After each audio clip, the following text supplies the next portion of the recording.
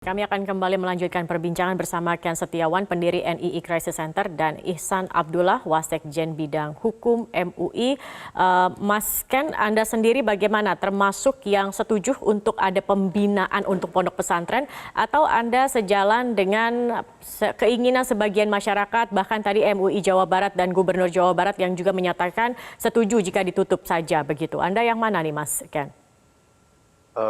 Kalau menurut saya jangan ditutup. Tapi ibarat gelas yang sudah terisi kopi, ini nggak bisa ditambah air putih pun banyak, tetap aja masih keruh. Jadi memang gelasnya harus ditumpahkan, kopinya dibersihkan, diganti dengan air putih, Mbak. Karena memang tadi yang disampaikan Pak Yai betul, bahwa di sana memang sudah bercampur ya antara NII versi Panji Gumilang dan eksponen Al Zaitun ini sudah menyatu yang ada di dalamnya. Dan memang hampir semua santri yang ada di Al Zaitun, kan di sana ada santri dalam, santri luar. Santri dalam adalah santri yang orang tuanya NII, dan santri luar adalah santri yang orang tuanya bukan NII.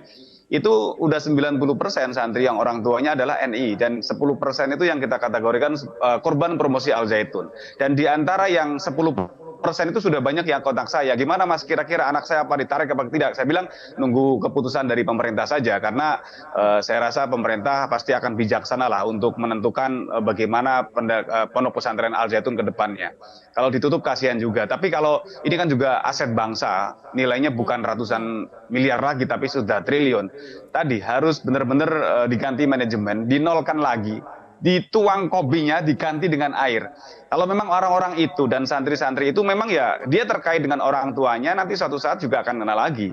Jadi memang Tapi perlu kerja bagaimana keras dalam memisahkan hal Panji ini Gumilang pemerintah dengan ya, Kementerian Al Agama, Zaitun, untuk Mas Ken? bagaimana ke depan ada rehabilitasi, ada reideologi. Ini yang penting sekali menurut saya, Mbak. Jadi kita kembalikan lagi pemikiran-pemikiran yang sudah menyimpang, karena memang basicnya adalah NII negara Islam. Jadi bagaimana ada reideologi atau deradikalisasi kalau bahasa di pemerintahan. Bagaimana kita supaya kembali pemikiran berbangsa dan bernegara di NKRI, Mbak.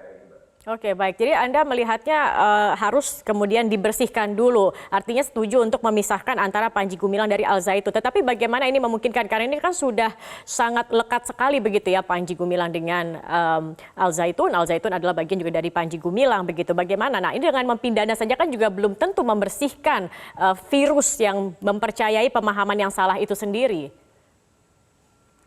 Ya memang cukup kompleks, tapi saya rasa pemerintah punya alasan. Karena ini kan baru langkah awal kan. Ini penistaan agama menjadi sebuah kasus yang diungkap. Dan nanti ketika selanjutnya kita menemukan bukti baru tentang kasus makar, nanti kita ajukan.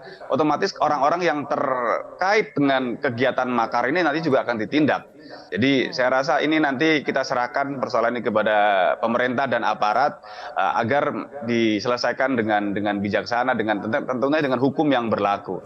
Karena tugas kita sebagai masyarakat tentunya hanya memberikan informasi seluas-luasnya. Kalau ada memang persoalan hukum kita sampaikan, kita laporkan supaya diproses dengan hukum yang berlaku, Mbak. Baik.